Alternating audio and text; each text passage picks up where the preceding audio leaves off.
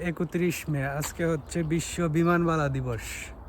মহাকাশে আমাদের ভ্রমণ যারা নিরাপদ করতে রাত দিন অক্লান্ত পরিশ্রম করে তাদেরকে আজকে স্যালুট জানানোর দিন। অনেকেই মনে করেন বিমানবালা অথবা কেবিন ক্রুদের কাজ হচ্ছে শুধু খাবার দাবার পরিবেশন করা, কিন্তু না, আসলে তা নয়।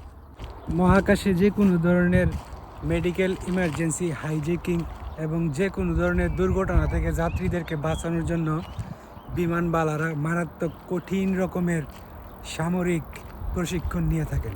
তারা একাধারে লাইফগার্ড, ফার্স্ট এইডার এবং মহাকাশে আমাদের সবচাইতে বিশ্বস্ত বন্ধু এবং গাইড।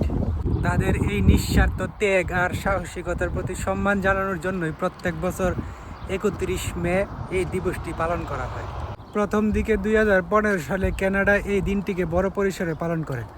পরবর্তীতে সারা বিশ্বই তাদের এই মহাকাশের নায়কদেরকে সম্মান জানানো শুরু করে 31 মে এই দিনটিকে আনুষ্ঠানিকভাবে। আজকের এই দিনে সারা বিশ্বের সকল কেবিন ক্রু অথবা বিমানবালাদেরকে জানাই আন্তরিক শুভেচ্ছা এবং অভিনন্দন, কৃতজ্ঞতা এবং happy international flight attendance day. ভালো থাকবেন সবাই, ধন্যবাদ সবাইকে।